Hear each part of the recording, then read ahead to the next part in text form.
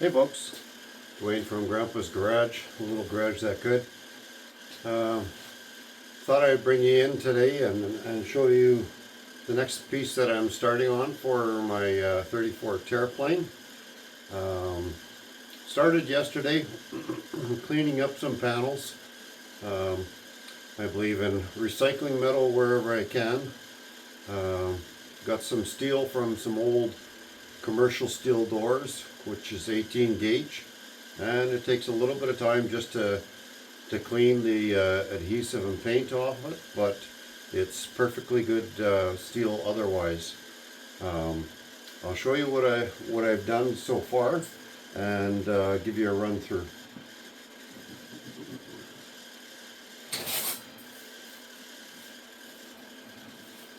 So here's one of the blanks that I made for making the bottom door skin for each door, and of course this one's the passenger side.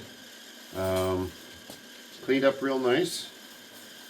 Basically the back side where there was adhesive, which is just the way the door is constructed. I just pour a little bit of lacquer thinner on it, let it sit for about 5 or 10 minutes, and hit it with a razor blade, and it comes very clean. And then of course I go over it with a stripping wheel just to kind of clean it up real good. The thing that took the most work was probably this side, because there was, I think, probably about 3 layers of paint on there.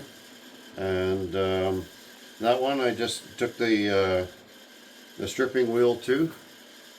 If you're doing it, please make sure that you're wearing proper protective equipment, dust mask and so on, and try and have some good airflow in your garage. I have an exhaust fan which is going all the time, and there's dust gets everywhere, and in particular in my little shop. So anyways, this is just a perfectly flat blank, nothing done to it yet. I did work a little bit on the driver's side already, so I'm just going to show you what's happening with that, and then we'll get into what we're going to do with this. Hang on.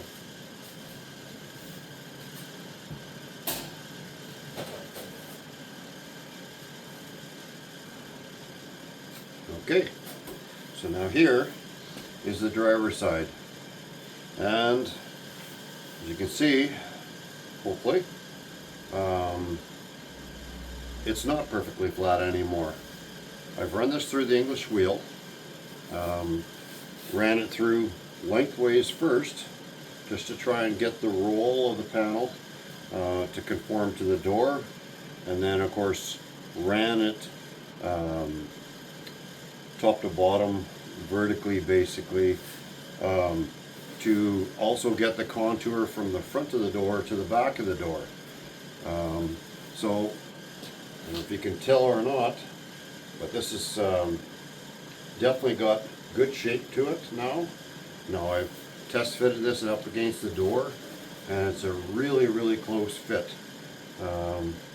Yeah, and it really doesn't take a ton of effort with the English wheel, and it shapes it up pretty nice.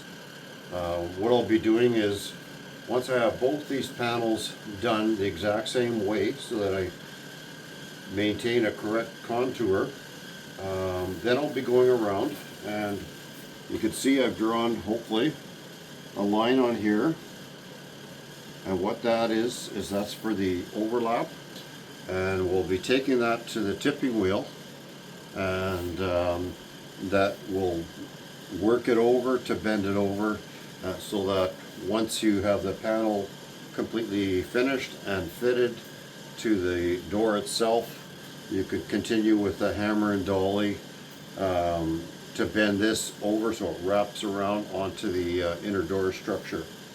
So let's get started with running the other panel through the English wheel. It's I'm fairly slow at it. That's just the way I seem to work, but a lot of it is, I've used the English wheel quite a bit, but not as much as a lot of professionals that do it all the time. So it just takes me a little bit longer. That's all. So anyways, let's start on that other panel.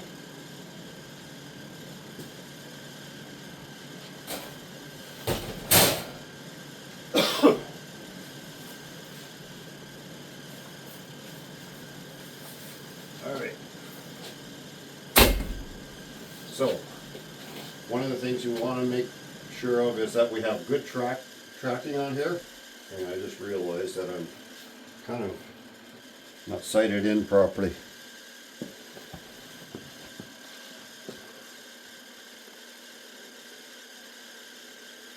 Maybe not too bad, but try and make it the best I can. So I'm going to try and run some tracks.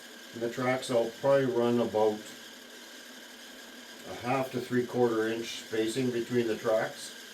And I've got a very low crown lower anvil on the English wheel here. I've made sure that my wheels are nice and clean, my metal's nice and clean.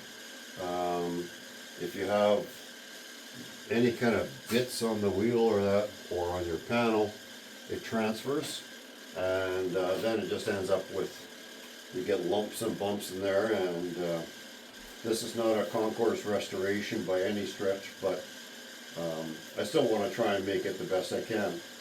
So we're going to start. Here we go.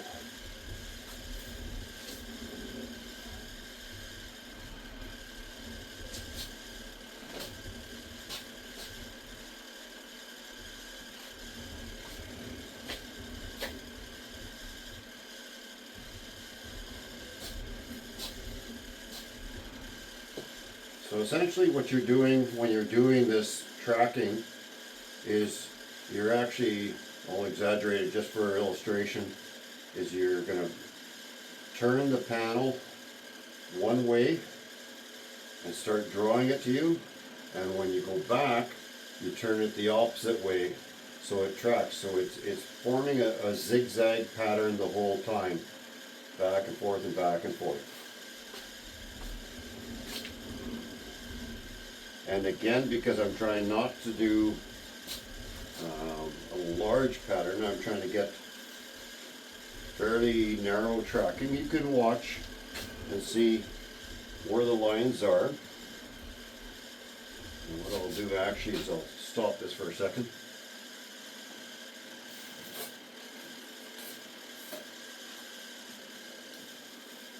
Now you can see on here all the tracking lines. So there's a certain amount of dust and a certain amount that the wheels just leave a little bit of a mark. So there's tracking going left to right and up and down. And you can see like those are, well, these going up and down are probably 3/4 to an inch. The other ones, I tried to keep them fairly close to the 3/4 mark, and it shapes up real nice. So now you've got a panel that once it's on something solid, there's no oil canning happening. There's no big grooves from the wheel on it. It's very solid. So yeah, it doesn't take much.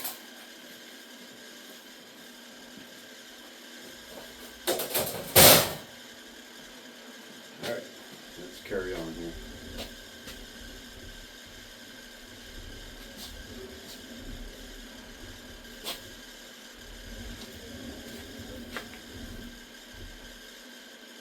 Now I know there's some,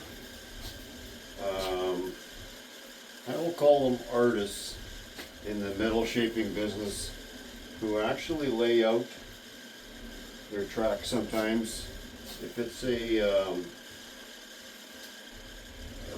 panel that requires a very soft forming, they'll do it just so that they have very, very accurate, and that'll be something where somebody is doing a basically a concourse restoration. And also depending on the material you're working with. I'm working with 18 gauge mild steel, and it's a lot more, I would say, forgiving than if you're working with aluminum. Aluminum will tend to be much softer, and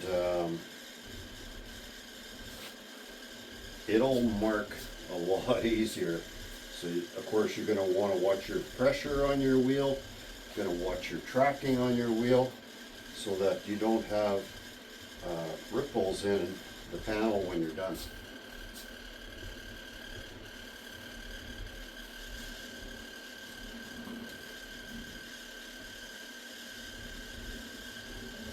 I always got to be paying close attention, because it's remembering which direction you're going when you turn the panel. It takes lots of practice, and it's not something that I do every day, so it does take me a little bit more focus. But you know what? It works very well, and again, I'm not doing a concourse restoration here. When I'm all said and done, there will be a bit of filler on this car. Of course, I guess that's if I decide to go the way I originally thought, or as my buddy's trying to encourage me to do a rat. Let's take that out. Let's see where we're at.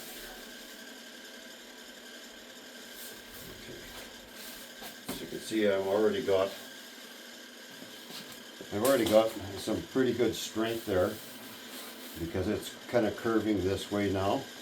And a little bit more work here by the back of the door. It tends to curve in a little bit more. I know that from the other panel.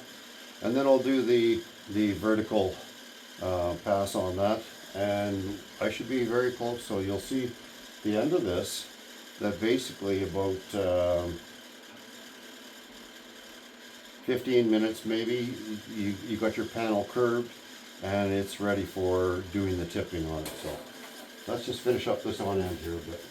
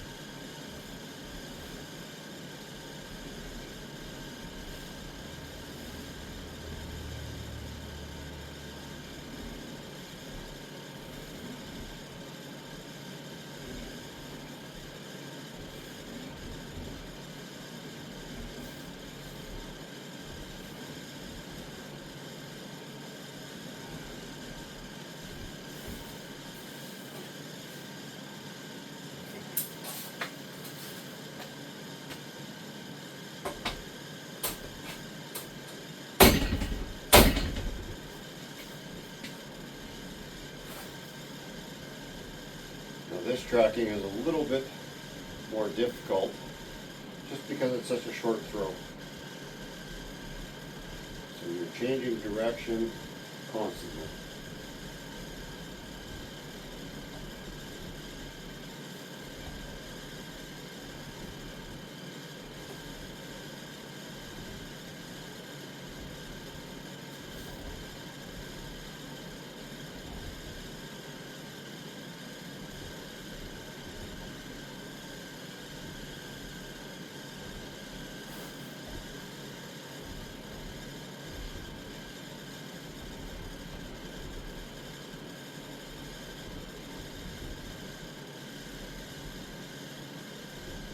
Now this direction of tracking, I'm actually going a little bit wider on, because it's more of a longer continuous curve that if you went too tight, then it would start arcing way too much.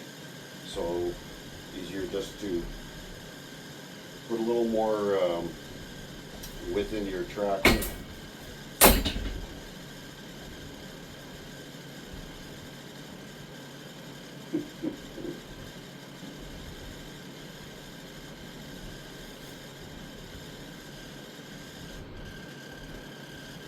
You get down into the front corner on these, of course your tracking is going to be quite a bit shorter.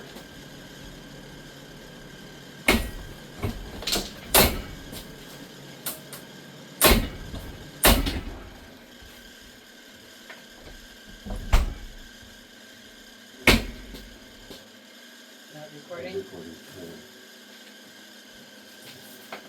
I'll get back to you. Yep. Just had a little visit there from my wife for a moment.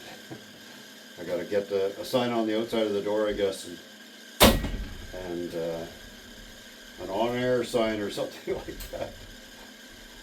But that's all right. Interruptions are all part of life. So we'll just carry on with this. We'll finish this off,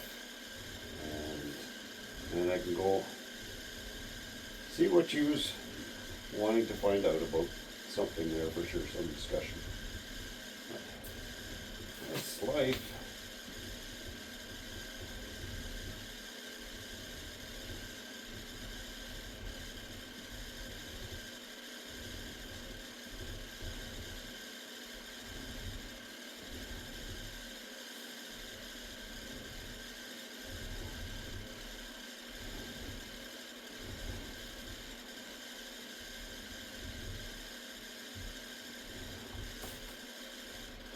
And again, wear gloves, because that English whale doesn't care what it flattens. And if it's your fingers, well. Okay. So now you can see this thing has got a fairly nice, consistent, I hope you can see, it's got a nice, consistent curve to it. Just hold that on there. So across this way now, you know, by my eye, I can see that it's really good. So I can try it on the car, and I can see if that's going to fit the contour of the door, or if I got to work it a little bit more. So hang on just a moment, and we'll be right back.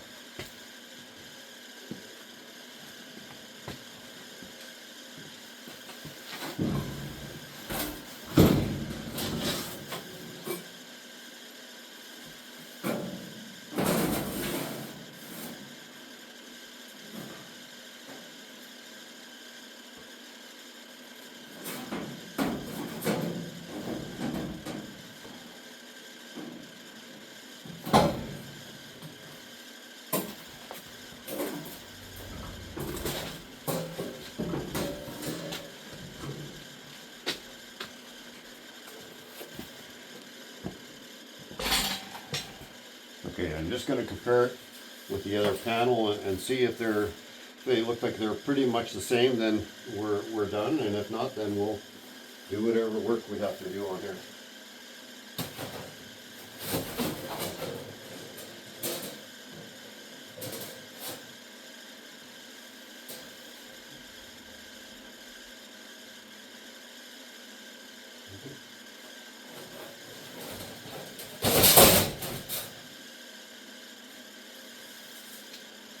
All right, folks, that's it.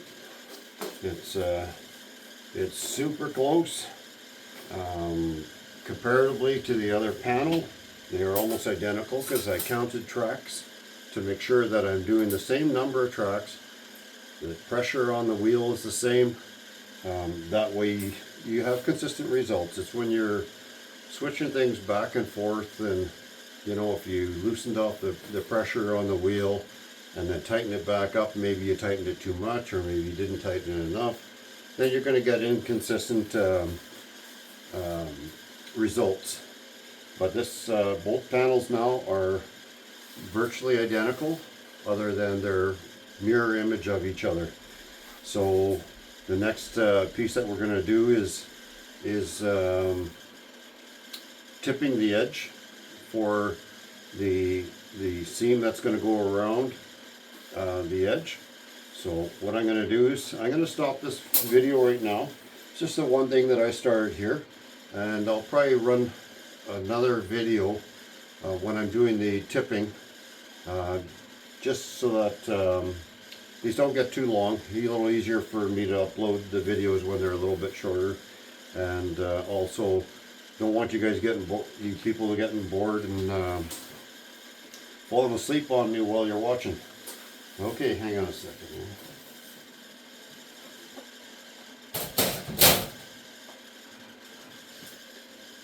Okay, anyways, so Dwayne from Grandpa's Garage, the little garage that could, saying we'll see you again soon. Thanks for supporting the channel. I urge you to like, share, and subscribe. Yeah, tell your friends. Tell them about the little garage that could. We're going to continue with things, and I'll bring you back when we're doing the tipping of the edge on the next episode. Bye for now.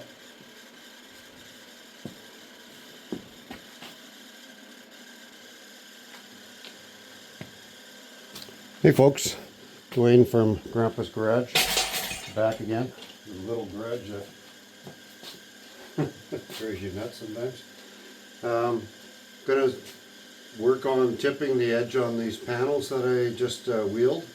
I started on the one panel, I did one pass on it, and I'll give you some base instruction on that for how I'm doing it anyways. Whether it's right or wrong, I'm not sure, but just happens to be the way I'm doing it. One of the things I did forget to mention earlier is with these panels, I like to make sure that all these edges are ground and sanded smooth. When you're making your line on here, you don't want to be catching your skin or your glove or anything. It's just nicer to work with something that's nice and clean. To me, safety is number one priority in doing anything like this, and it just makes a nicer finish when you're all said and done. You're not going back after you got the lip bent and trying to smooth off an edge. It started out smooth, so that's the route that I like to go. So what we're going to be doing is we're going to be running it through on the bead roller with a tipping die and a flat die on the bottom, and I'll do progressive elevation of the panel in order to start bending the panel to where I want it to go. I did the first one and I was pushing up. It's probably about maybe a 10 to 15 degrees, and then just sneak up on it. Don't try and do it all in one shot. You're gonna have to go over it, you know, whatever, 5 or 6 times before you get it to the 90-degree mark, and then you're kind of restricted, I think, at that point, because you're going to be hitting up against the wheel. So then once you have it at the 90-degree mark, then you can go and you put it on the bench. You can put a nice dolly in behind it and tap it over with your body hammer and bring it closer. Or if you have other tools, I know I've seen a few people where they take like a chunk of steel rod and they cut a slice into it, so you could slide it on there and then just bend it more. And the only problem I find with something like that is then it leaves segmented or teeth marks in it all the way, whereas just slowly working it is going to give you a smoother finish at the end of it. When you're trying to finish up your panel, it's a lot less work. So let's carry on with getting this thing bent some more. And no, I don't have a power bead roller. Well, I guess it's Grandpa powered, which I'm okay with. I'm not going anywhere fast.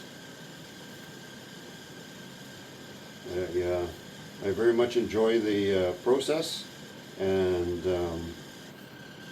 yeah, it'd be nice to have something that was powered and reversible and slow it down whatever you need and all that kind of good stuff, but that's alright. This is the little garage that could.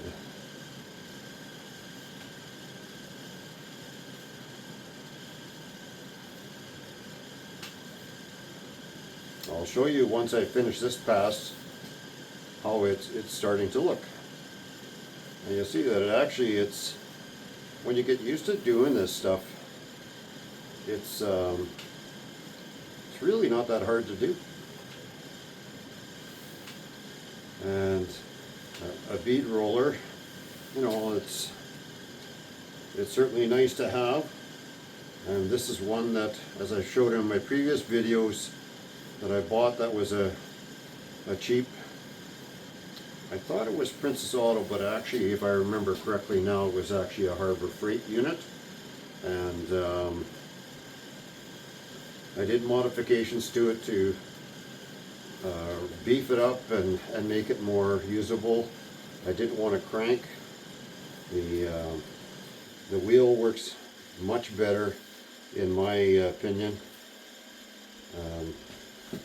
Yeah.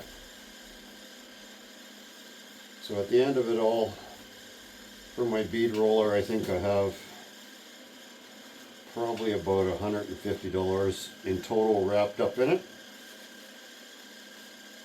And it works good. Okay, so now you can see from the outside, this edge that's going to be exposed, there's no marking on it. It's nice and smooth. The lip is starting to bend over nice, and we just keep on working it until we get to the 90-degree point, or as far as we can possibly go with this bead roller.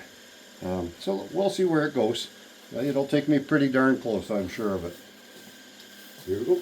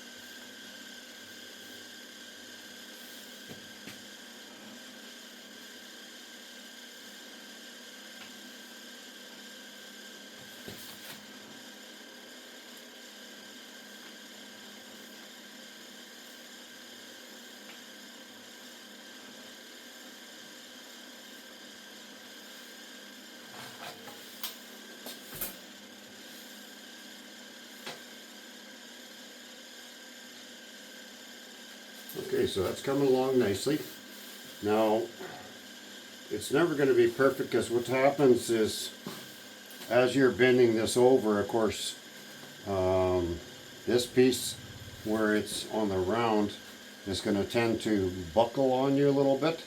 So once I get it to the 90 degree, what I'll end up doing is actually taking it to the shrinker or stretcher and adjusting it so that the curve here, because right now what's happening is, you can see it's actually dishing up like that.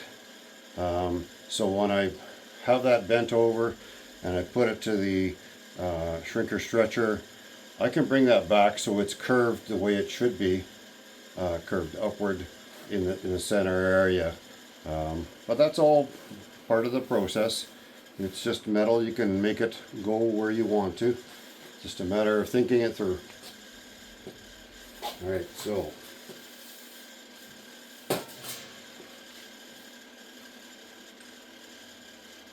now one of the things that I'm just looking at, because I do want to try and get a little bit more bend on it. This tipping wheel has a set screw and it has a bolt that goes in here, and in order to give me a little bit more room for bending that flange up, I think I'm going to pull that bolt out. We'll try it and we'll see if it works. If it doesn't work, well, then we go back to the original plan. Hang on for a second.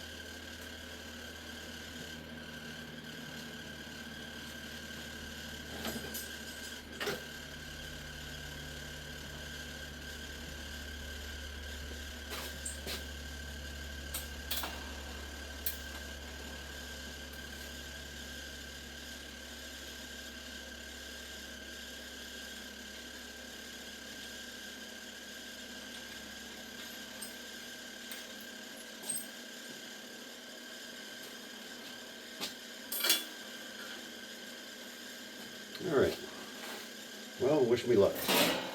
Hope it works.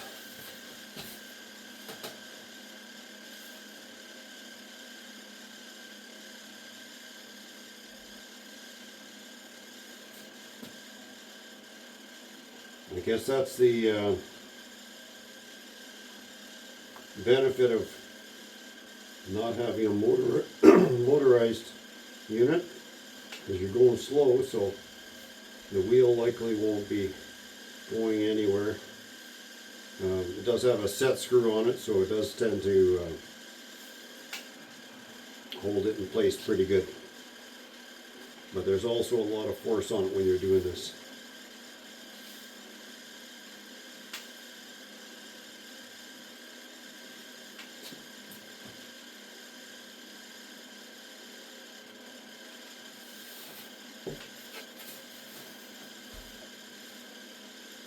Sometimes you got to be a bit of a contortionist on this stuff too.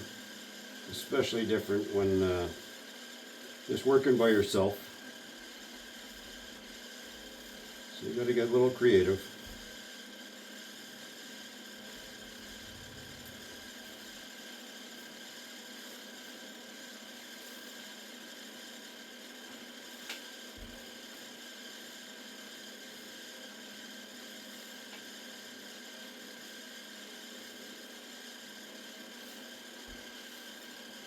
It's come along just nice.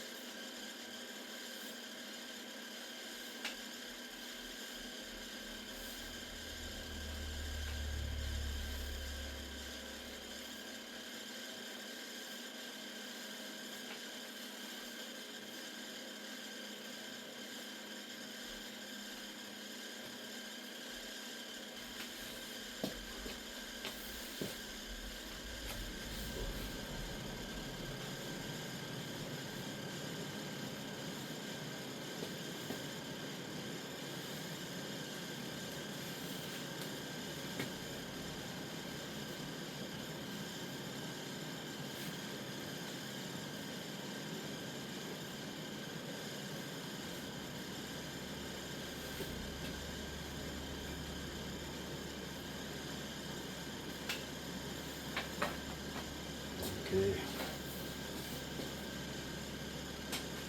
Yeah, so now you can see this rippling effect on there. Again, once I go along there with the shrinker stretcher, it'll move it all back to where we need it. I'm not worried about it. So when you see it, don't panic. You don't need to be cutting it up or starting all over again or whatever. It's you just got to be patient and keep working at it.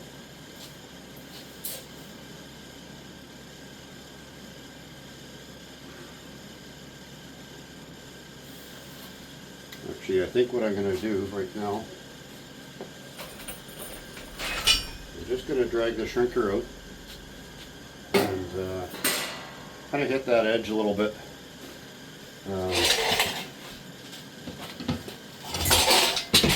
just so I don't have a great big buckle.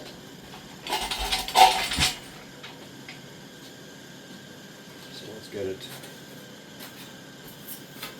in here. Bring it back a bit.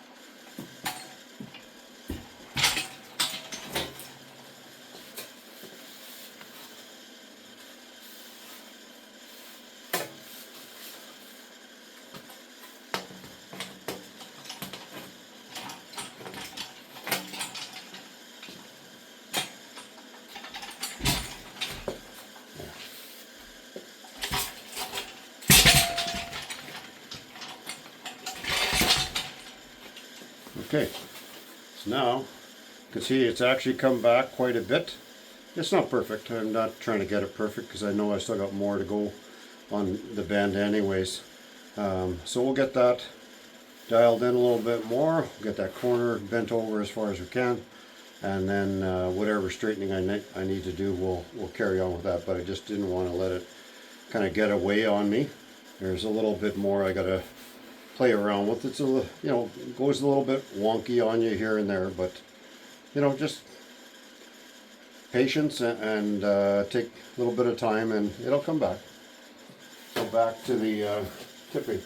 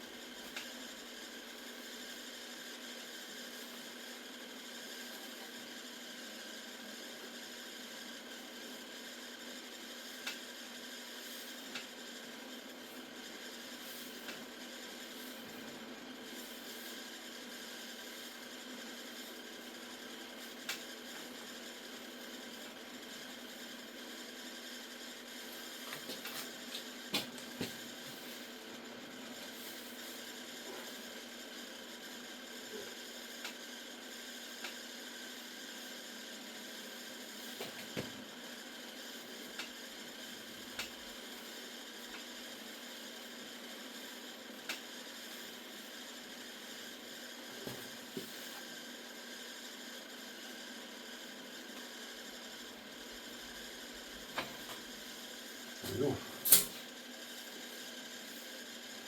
Okay.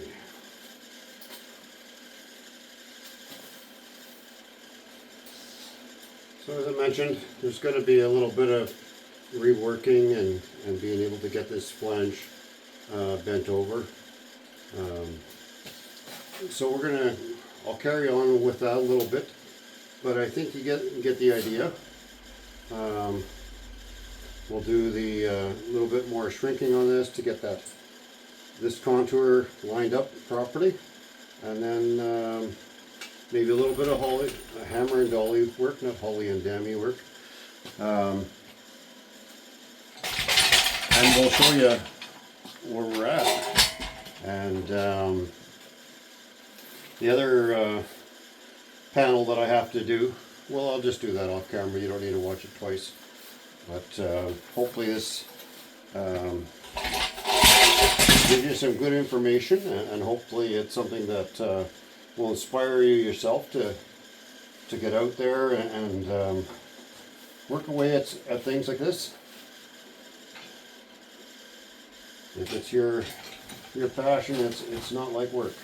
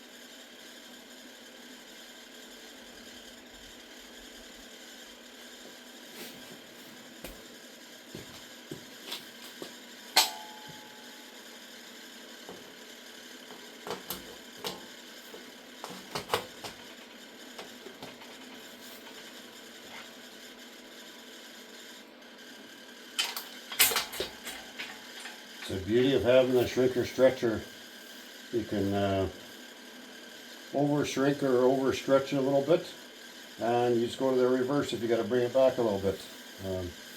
Very straightforward, that's for sure. Let's see how this panel looks. Okay, so we're going to do a touch of shrinking on this side. Not much. Very light shrinking on this. And it's just intended to maintain that curvature at the bottom of the doors. I don't know if I mentioned it in a previous video or not, but one of the things that I want to be doing with my shrinker stretcher is picking up a little bit heavier duty springs. I find that the ones that they give you at Harbor Freight or Princess Auto are a little bit light. I'd rather work, touch harder, but be able to feather things in, whereas this one is just, it's a very light touch, and it's almost harder to work with.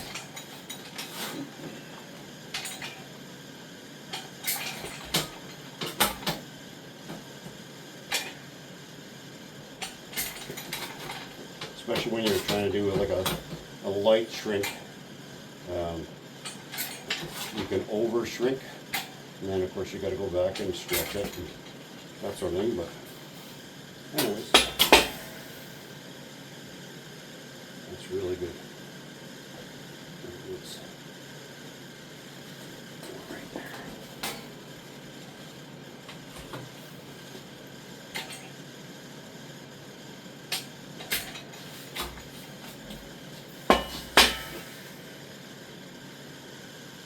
Okay, let's check that out on the door itself.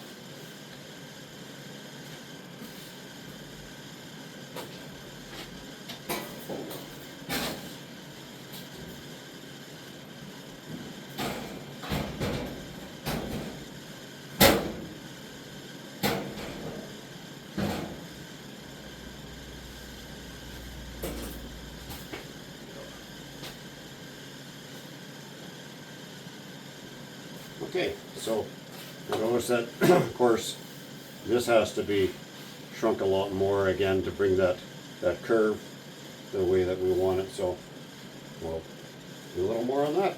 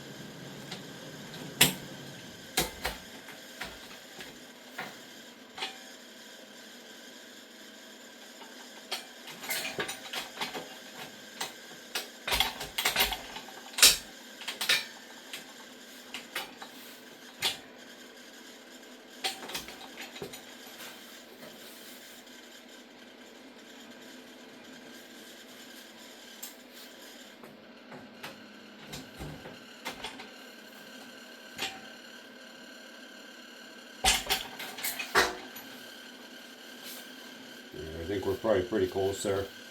So,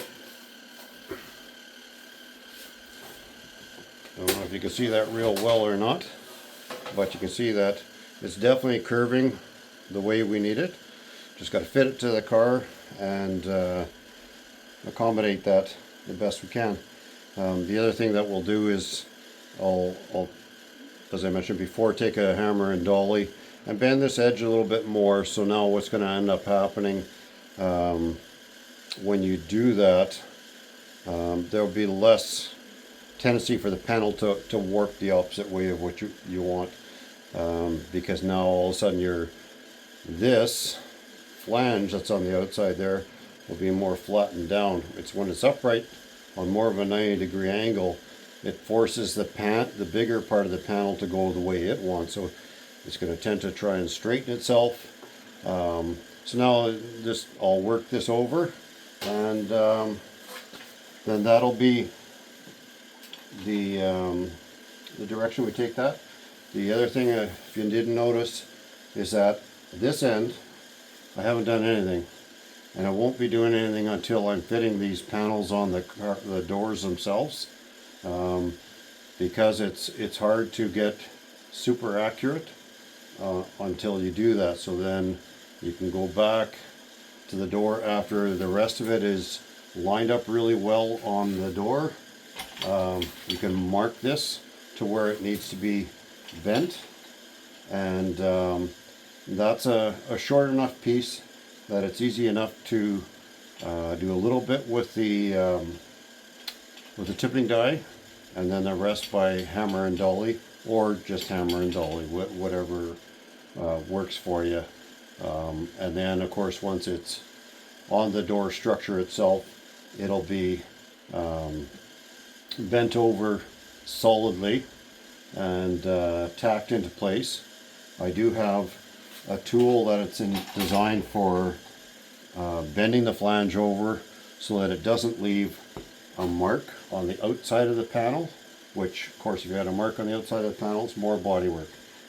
But yeah, so I think that's where we're going to leave this for today. I hope that that the information was helpful. I'm sure I've made mistakes along the way, but that's part of being human. I know that the panel is looking real good, and it's going to fit on the car. I've fit it now a number of times, and it's really close. So again, it's not a concourse restoration. So we're just going to be trying to make it the best I can, and have it be a nice job on there, nice and solid. No more rusty panel. And yeah, and I'm enjoying the process of doing all this, thinking things through. It's good to challenge yourself occasionally, and you know, just taking whatever experience I've got or knowledge, and also taking the knowledge and experience that other people have and have shown that helps you make a decent decision on doing something like this. So anyways, this is Dwayne from Grandpa's Garage, a little garage that could. I want to thank you all again for watching and supporting my channel. Like, share, and subscribe. And you have a great day, and we'll see you again soon.